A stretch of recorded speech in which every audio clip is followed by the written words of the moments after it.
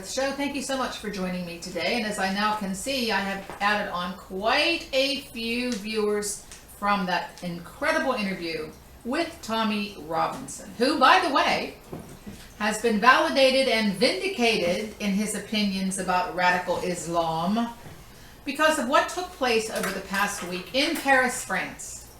The murder of 12 middle-aged men, and I'll say it again, murder of 12 middle-aged men who were cartoonists sitting at a desk discussing their paper. Yes, Je suis Charlie. Charlie Hebdo is the name of the paper, and these people are all dead because their freedom of speech was threatened. Because for years they had been warned by Islamic terrorists not to make fun of, you know, the Prophet. Everybody should make fun of the Prophet, please. But they also made fun of everybody else. They made fun of Jesus. They made fun of the Pope. They made fun of all of the political people in Europe. They made fun of our Black Sambo. They made fun of everybody. It's what they did. They were satirists. They were caricaturists. That's what they did. They didn't just single out Islam as though anybody would. But for that, they died.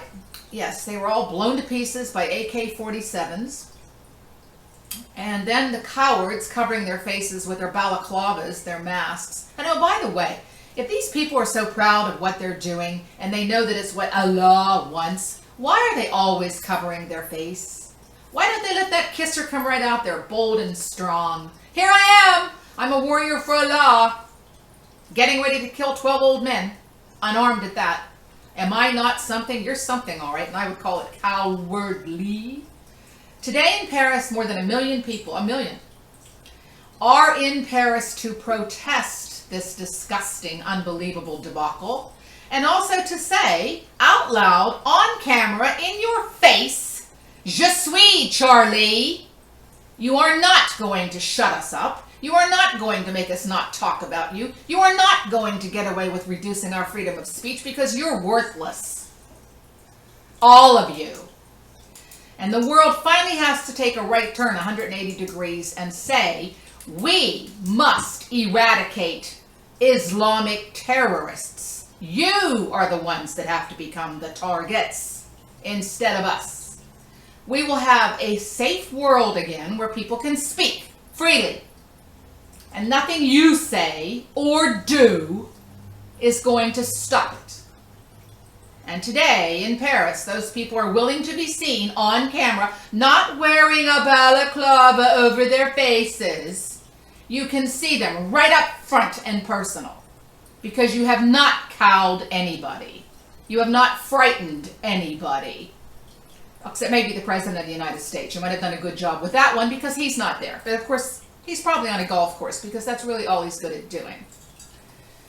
Anyway, I wanted to begin the show with that because I find that crime so heinous. I'm so infuriated by it that I could not believe it when it actually occurred. I could not believe that in Paris, France, which, by the way, France treats Islamic militants better than anybody else in the world, including the countries they come from.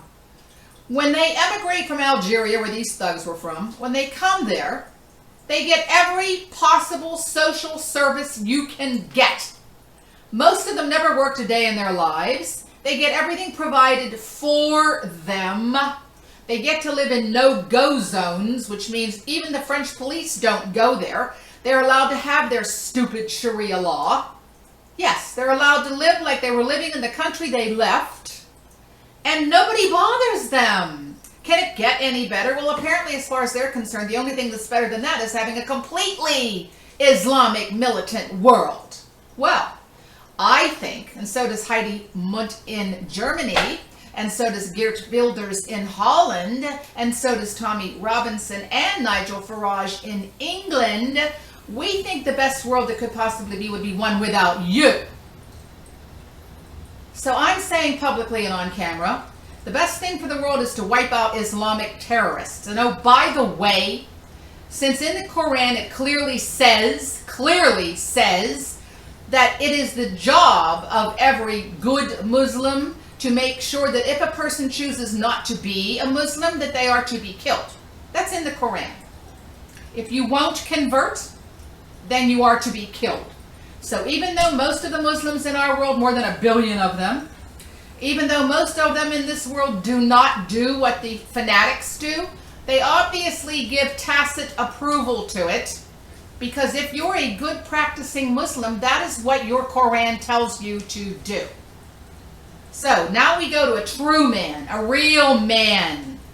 General President al-Sisi from Egypt, an incredible human being who gave a speech you will not hear anything about on your mainstream communist, progressive, liberal bullshit artists, because they put our, whatever it is, in our White House. General President al-Sisi this week gave a speech telling Muslims that they must address this problem immediately. They must root out this segment of their religion that is destroying their religion in the eyes of everybody else on the planet. And it is. This is coming from the Muslim president of Egypt. Talk about a man with guts and balls. This man put it all out there. In Paris today, you have Benjamin Netanyahu. You have the Palestinian head Abbas. They're all there. Of course, our, oh God, whatever it is, isn't. They're all there because everybody has to face the threat. It is an imminent, clear threat. These people are also in our country. They're here in America. They're building super mosques all over America.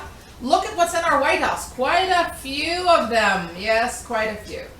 So this threat is coming here. We're about 15 years behind England and France, and our country is much, much larger, so we will be able to absorb more of them. But they are not only here, they are doing the same kind of plotting and planning that they just did in France. Don't think for a minute that they're not. Remember the Sarnia brothers at the Boston Marathon? We're now giving that little prick a trial. We're giving that little prick a trial.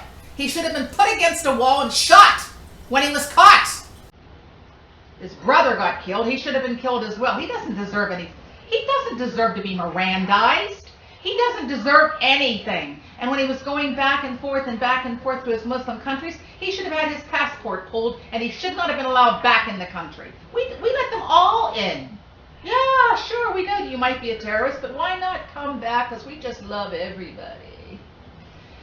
Moving on from that, I want you to be clear on this and pay attention, because you will never see it unless you Google it. Google in Paris today the rally for Charlie Hebdo. And say to yourself, that could be me, that could be my daughter, that could be people that I know, that could be me at work. These people just came in and got their bagels and their croissants and their coffee for their breakfast meeting. That's it. And they were obliterated like they never were. And that could be and will be you. Getting ready to go to my break, and I'll come back and be just as demonic as you may appear to be at the moment.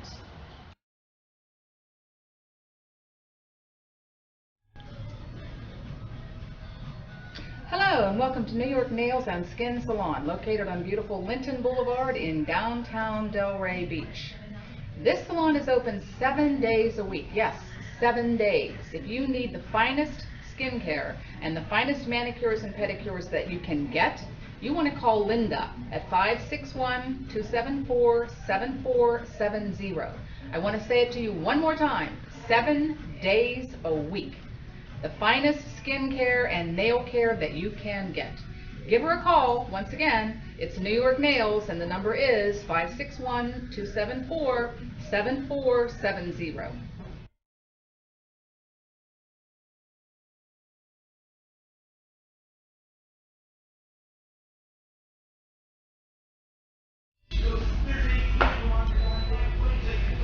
Hi, welcome to Muscle Beach, located at 501 East Atlantic Avenue, Delray Beach. We'd like you to join us for some of the finest, hand-picked, shipped daily Prince Edward Island mussels, along with the freshest seafood Delray has to offer.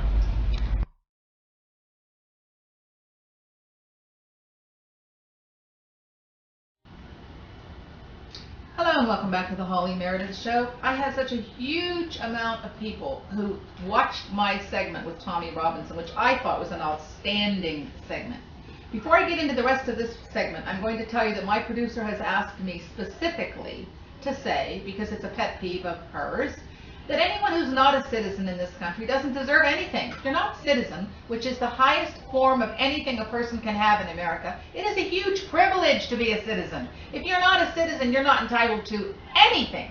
You're not entitled to dick about Dora. You're certainly not entitled to being Mirandized or having an attorney provided for you or having all of your costs picked up for you or getting your teeth done or all of the things that these people do. Boob reductions, pick something, they do it. Transgender, let's be a guy today. I don't like being a girl.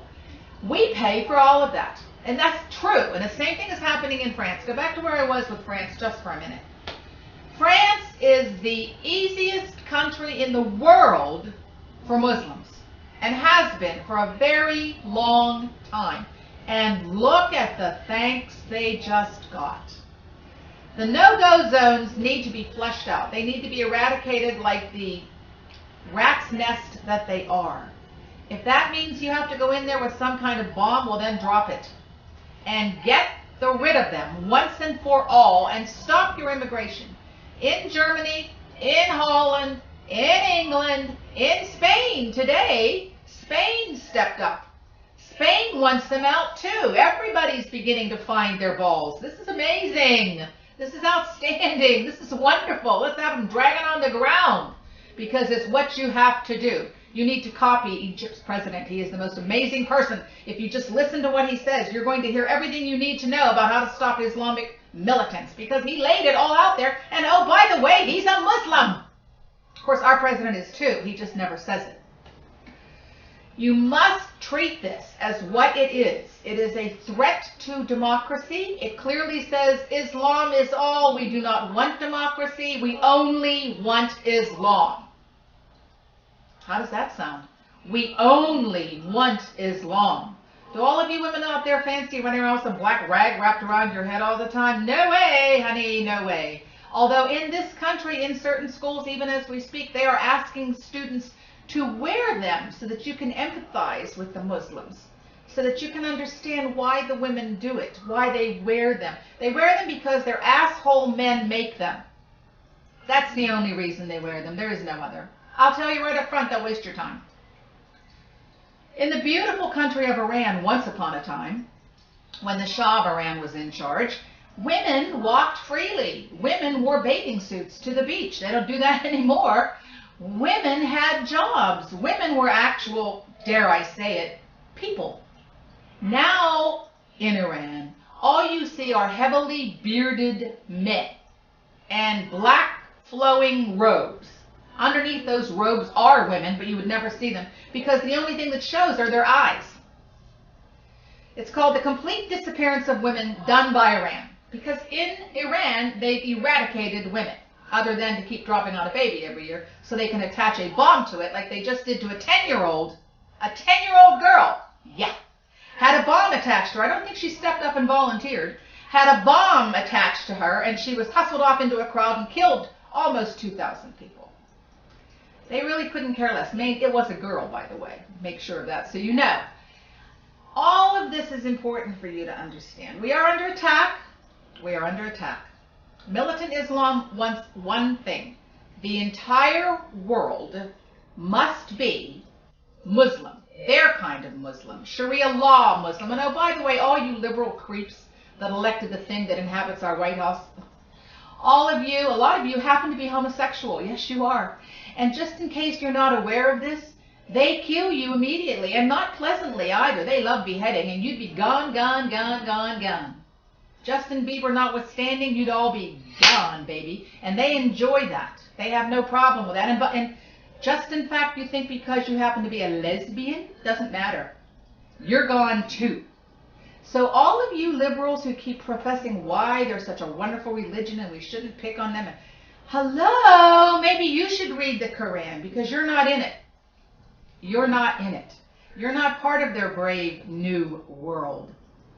And for that matter, again, in France, more than 2,000 Jews have recently left in the past 6 to 7 months because it's becoming a Muslim country, not too friendly for Jews. And the people that were killed, 4 of them were Jews. And wonderful Benjamin Netanyahu today said he was going to let them be buried in Israel. He told the families that he will let those people be buried in Israel. And the families agreed. So again, you cannot appease these people. You cannot pretend they're something that they're not. You certainly should not be providing them with social services and an attorney. When they're caught, like that little Sarniev prick, He should have been lined up against a wall and shot. That's what should have happened. Because they understand and respect force. They don't understand and respect anything else. As far as they are concerned, we are walking targets. Think about that. Why don't you just put a bullseye on your back that says, walking target? Because that's what you are. Getting ready to go to my break. When I come back, I'm going to give you even more.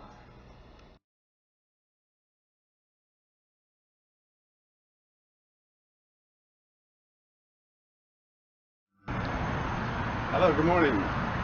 I'm Ray Flo. This is my storage, Lake Worth Storage. We've been here, I guess, about 8 years. It's been great. Love Florida, love the storage business. I was meant for this business. Come with me, we'll go inside.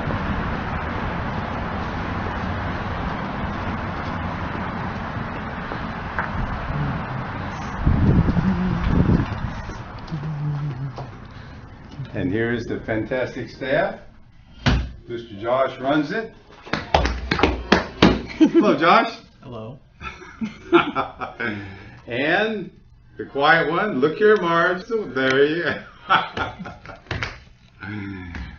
All right, so, well, there is a lot to run in storage. There is no silver bullet to make it successful. We've been very successful.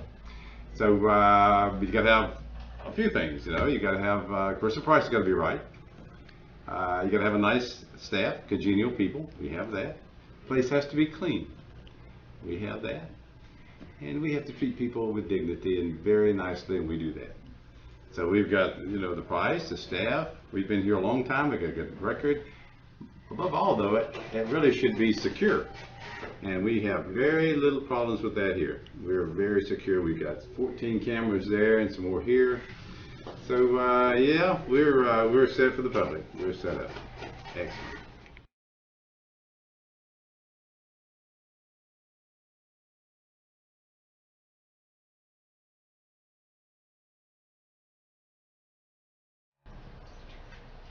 Hello, and welcome back to the Holly Meredith Show. I have to open this segment with a question which absolutely bugs me every single day of my life. Why, oh why, oh why does America permit this Muslim to remain in our White House? Is there anybody out there listening to me who does not know in your heart, even if you don't want to admit it, that we have a Muslim in our White House? Even in Egypt, he is known as a Muslim Brotherhood member in a Muslim country.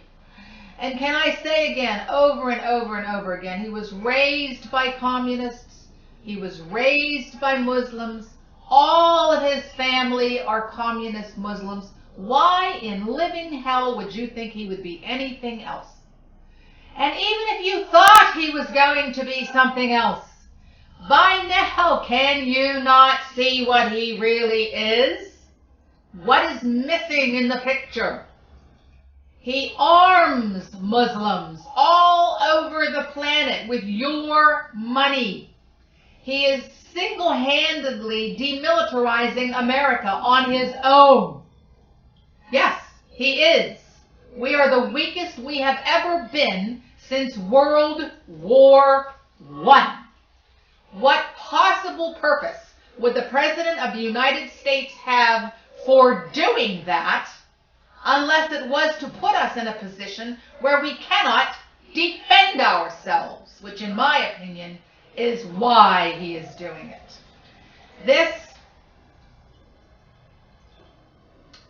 This has now had his Department of Justice go after General Petraeus on felony charges, which were, accidentally leaked to the New York Times. Accidentally, my ass. He's going to try to bring General Petraeus up on felony charges when the White House is responsible for SEAL Team 6 being exposed and most of them being killed. Who's guilty of the felony? General Petraeus or the Muslim in our White House? I think you can come to your own decisions. The problem that we have here is, in our country, many people refuse to face the truth. You refuse to face it. Either you're embarrassed, ashamed, and mortified that you actually voted for this thing because of the color of its skin, which most of you did. That is the reason most of you voted for it. A few of you voted for it because you really believed his crap, and it was all crap from the very beginning. But you believed it because you're noble, and you thought he was noble, and now you've been disavowed of that. But now it's a little late because he's hell-bent and well on his way to destroying the foundation and fabric of this country, which is his purpose and his aim. By now you know he's a pathological liar, which he is. By now you know that he's not really American, which by now you know. There isn't one thing the man has done in his entire tenure that is for us. He loathes us. He loathes the idea of America. He loathes us because his disgusting father was kicked out of here, because of his communist beliefs. I have said it before and I will say it again. Something needs to be done. Something needs to be done. And maybe because we're finally waking up about Muslims all around the world, something will be done about the Muslims in this country. Because if you don't do something, and you have the power, I'm so tired of saying this, if you don't do something, we're all going to be on our knees with our asses in the air, saying prayers to Allah, shrouded in black robes that nobody can tell the difference between male or female, and your lives will be completely controlled in every way by some bearded piece of garbage with lice in his beard who gets a fatwa from Allah and tells you how you have to go through your existence if you get to exist. And that's where we are today in 2015, in the year of our Lord, Obama. Getting ready to close my show. I've given you enough to digest for one day. Digest it.